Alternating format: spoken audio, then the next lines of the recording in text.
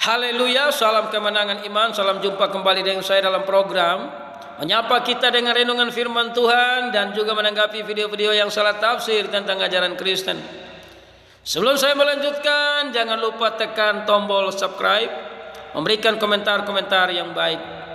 Sobat-sobat yang saya kasihi di dalam Yesus, sebagai orang-orang yang percaya kepada Tuhan Sang Pencipta yang disebut Elohim atau biasa dikatakan sebagai Allah, Sang Pencipta itu mengutus anaknya yang tunggal agar setiap orang yang percaya kepadanya tidak binasa, melainkan beroleh hidup yang kekal. Berbahagialah kita yang percaya kepada Yesus, sekalipun dunia tidak mau mengakuinya. Sebelum saya melanjutkan, kita saksikan dulu sebuah rekaman video untuk kita renungkan bersama. Itu yang saya tanyakan, ada nggak Paulus itu mengajarkan mengibadahi Yesus? Kan itu menghilangkan, membapakkan, mengelohimkan, ada nggak? Gini bang, seminim penelitian saya tentang Bible selama 37 tahun. Wih, lebih tua penelitian daripada usianya. Jadi begini, kalau di dalam PB itu nggak ada ceritanya Paulus menyebutkan bahwasanya Yesus adalah nggak ada. Yang ada adalah, namun bagi kita cukup satu Allah saja, yaitu Bapa, satu Tuhan saja, yaitu Yesus. Kan berarti menurut Paulus Kristen ini adalah orang-orang Demikianlah sebuah rekaman video yang sudah saya bagikan agar kita renungkan bersama. Bagaimana dalam diskusi tadi, pihak Muslim bertanya kepada pihak Kristen, adakah Paulus mengajarkan beribadah kepada Yesus? Sementara dari pihak Kristen menjawab, katanya dia sudah teliti Alkitab 35 tahun. Katanya 35 tahun. Dia menjawab tidak ada, kecuali menyebut Bapa itu Allah dan Yesus itu Tuhan. Sobat-sobat yang saya kasihi, Paulus itu seorang Farisi yang keras. Dia sangat menentang nama Yesus dari Nazaret. Kalau kita lihat Kisah Rasul 26, dia bersaksi di hadapan Agripa. Dia tidak suka dengan nama Yesus, dengan surat kuasa. Dia pergi untuk menangkap orang-orang yang percaya kepada Yesus, untuk menganiaya mereka. Tapi di tengah jalan, ya, di ayat yang ke-14 dari Kisah Rasul 26, kami semua rebah ke tanah dan aku mendengar suatu suara yang mengatakan kepadaku dalam bahasa Ibrani, Saulus, Saulus, mengapa engkau menganiaya aku? Sukar bagimu menendang ke galang rangsang. Tetapi aku menjawab, siapakah engkau Tuhan? Kata Tuhan, akulah Yesus yang kau aniaya itu.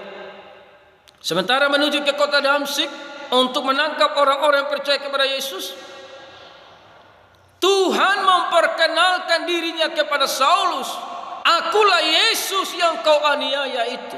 Jadi Paulus tahu bahwa Yesus itu Tuhan, karena Tuhan menampakkan diri kepadanya untuk menetapkan dia menjadi pelayan dan saksi.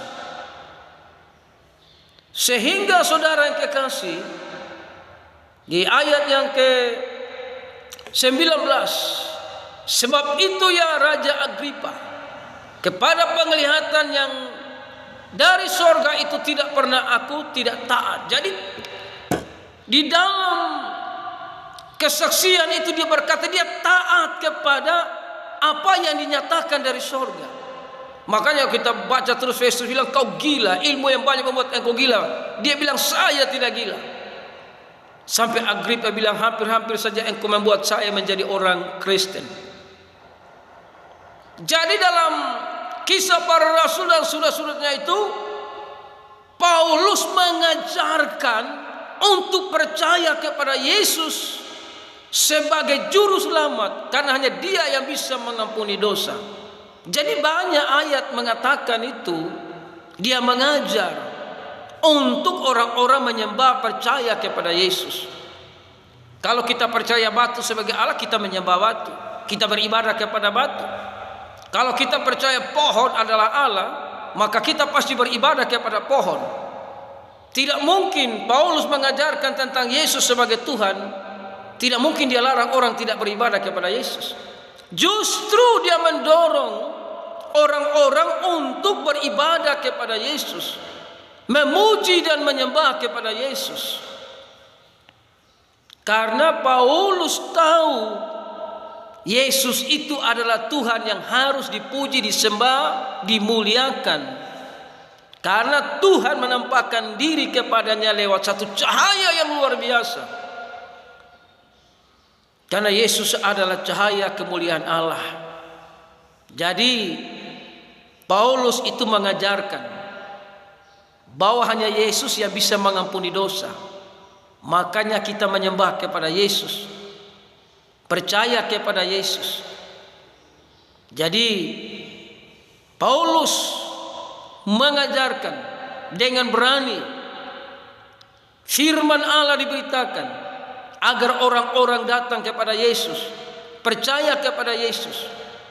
Makanya Injil itu sampai ke mana-mana, sehingga kita orang Indonesia juga bisa percaya kepada Injil, kepada Yesus Kristus. Makanya kita orang-orang Kristen menyembah Tuhan yang bernama Yesus Kristus sebagai juru selamat manusia. Lewat pemberitaan Injil melalui Paulus, maka Injil itu sampai ke mana-mana. Jadi Paulus mengaku Yesus adalah Tuhan. Makanya dia mengajarkan supaya semua orang yang mengikut Yesus itu menyembah Yesus, beribadah kepada Yesus. Ya, jadi ada itu Paulus mengakui, karena Yesus yang memperkenalkan diri kepada Paulus, akulah Tuhan yang kau aniaya. Makanya Paulus bertobat, dia menjadi saksi, menjadi pelayan, dan mengajar dengan luar biasa, sehingga semua orang percaya bahwa Yesus adalah Tuhan dan Juru Selamat. Haleluya, salam kemenangan iman.